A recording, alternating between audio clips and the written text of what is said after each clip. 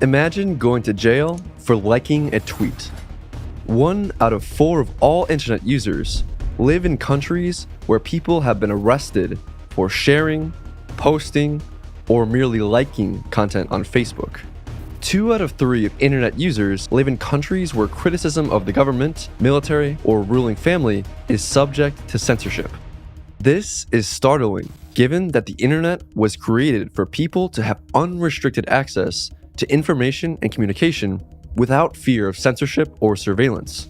The creator of the World Wide Web, Sir Tim Berners-Lee, even imagined the web as an open platform that would allow everyone, everywhere, to share information, access opportunities, and collaborate across geographic and cultural boundaries. Yet 28 years later, Berners-Lee's vision of a free and open internet has been replaced by government firewalls, internet service provider surveillance, and corporate data harvesting. Hey guys, I'm Drew. I turn the most important articles on Bitcoin and crypto into documentaries. This video is based on Power in the Age of the Feudal Internet by Richard Chen. The internet is not the first consolidated medium of communication. Tim Wu, a professor at Columbia Law School, details the history of the information industry in his book.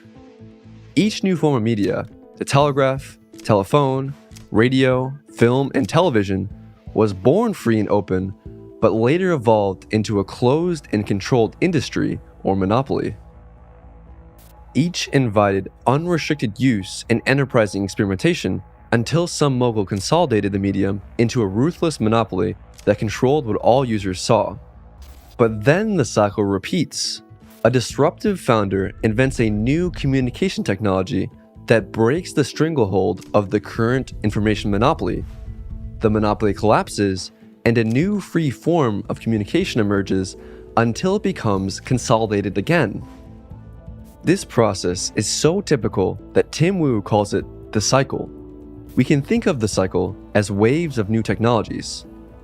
Let's use the telephone as an example.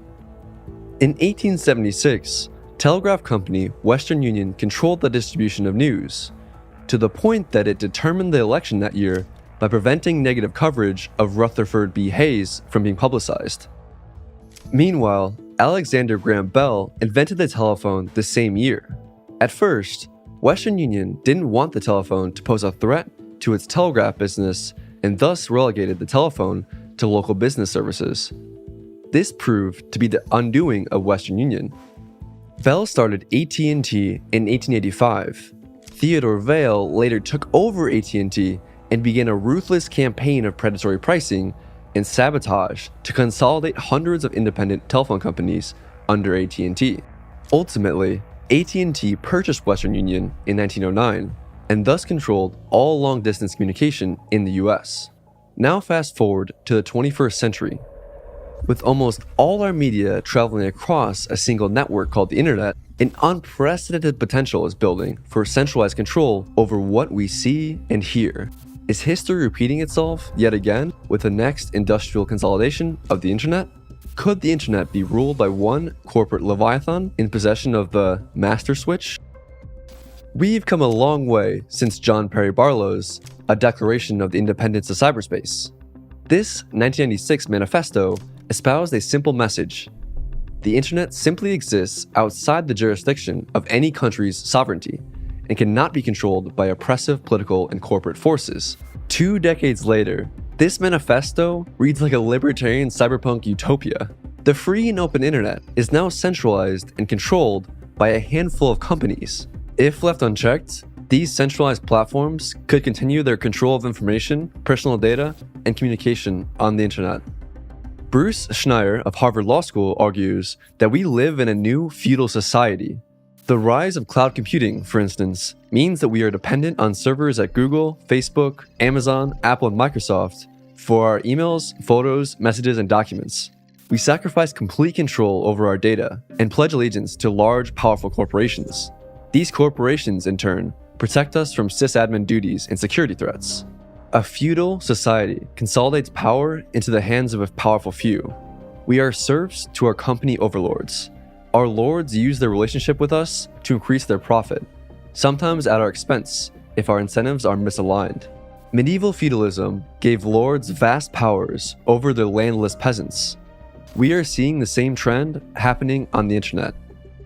Medieval feudalism was the response to a dangerous world after the collapse of the Roman Empire.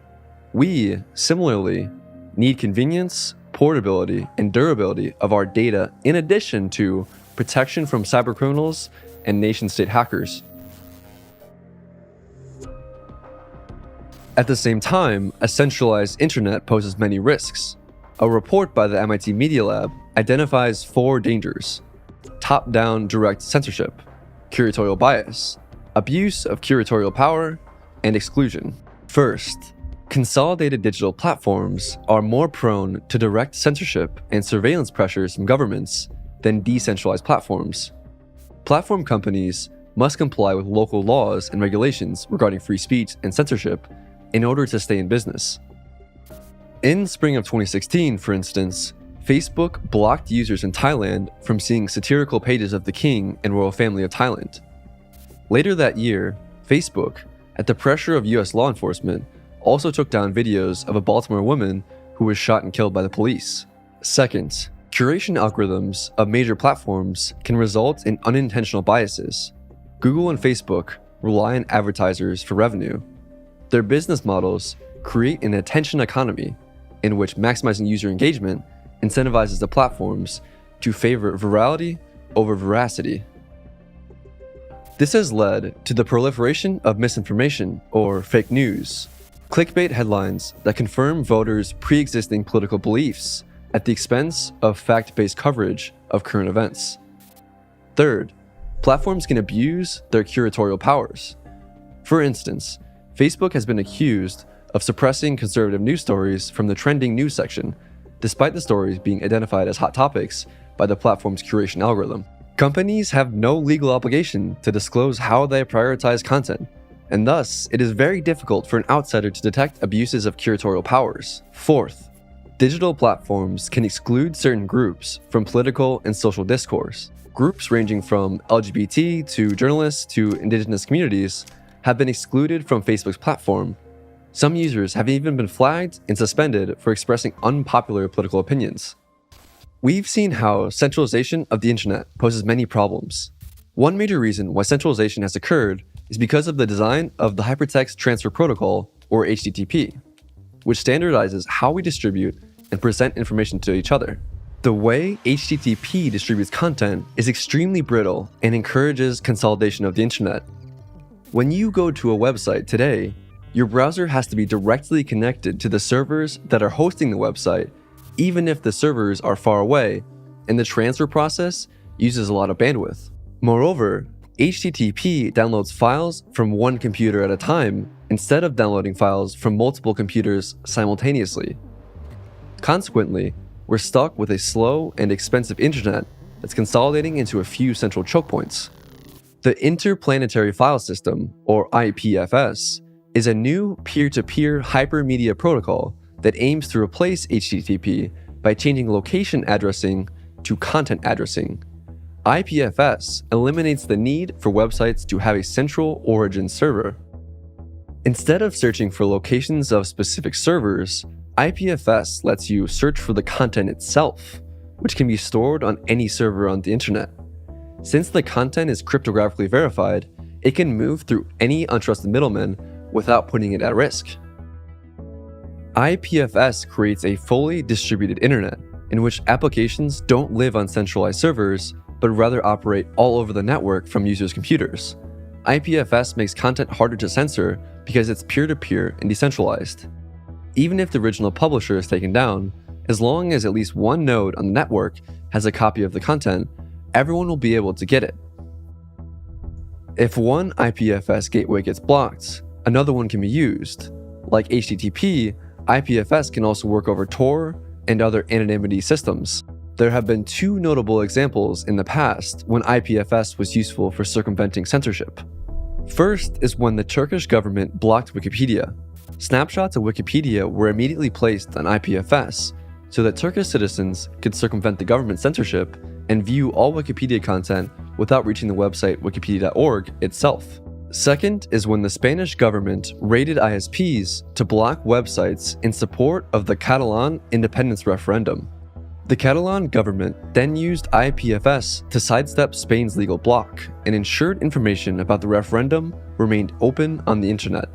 An alternative solution is bringing the notion of property rights to the internet. In the current feudal internet, a world without property rights, all of our data are kept in storage facilities owned by a few corporations. In this world, we disclose our personal information, places we've been to, and things we've bought, to those few corporations. We are tracked 24/7, our data gets stolen in cyber breaches, and we can't do anything about it. We are powerless serfs, dependent on faceless corporate overlords. Stacks is building a new internet on the blockchain that enables digital property rights. In this world, we own our own data, and apps live locally on our devices. Corporate data centers are replaced with individual storage lockers where we own the keys to our respective lockers. Companies need permission from us to access our data. Rather than having users plug into company APIs, companies need to plug into user APIs. Stacks offers more stringent privacy protections of digital data. Under this new paradigm, the US government needs a warrant or subpoena to search an individual's data. The internet is becoming more restricted and controlled. Government and corporate spying are becoming more widespread. ISPs are blocking services they don't want you to access. Countries are blocking content they don't want you to access. And our own data is being used against us. Current discussions tend to revolve around policy and finding ways to regulate platform companies, internet service providers, and data protection. Meanwhile, nascent technologies such as IPFS and Stacks offer promising solutions to the sobering trend on the internet. If history repeats itself again, technology will be the disruptor that enables us to fulfill Sir Tim Berners-Lee's mission of creating an open platform that would allow everyone, everywhere, to share information, access opportunities, and collaborate across geographic and cultural boundaries. Hey guys, Drew again. If you like this video, subscribing really helps out. Let me know if you want me to make more videos like this. Thanks everyone.